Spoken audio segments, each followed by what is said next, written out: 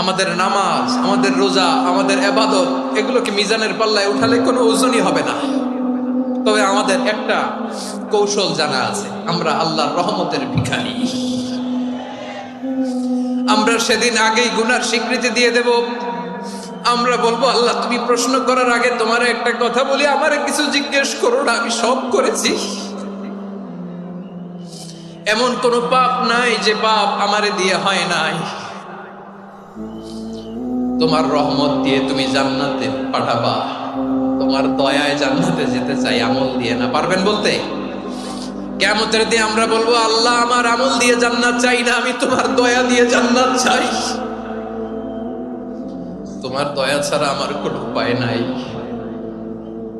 কারণ আল্লাহ যদি বিচার করে, বাঁচার কারো উপায় নাই। আল্লাহ যদি বলে ফেলেন তুই এটা করলি কেন, ওখানে গেলি কেন, কোরআনে 1000 বার নিষেধ করলাম তারপরেও এই পাপে জড়ালি কেন, এরকম প্রশ্ন ছুড়ে দিলে আমার উত্তর আছে?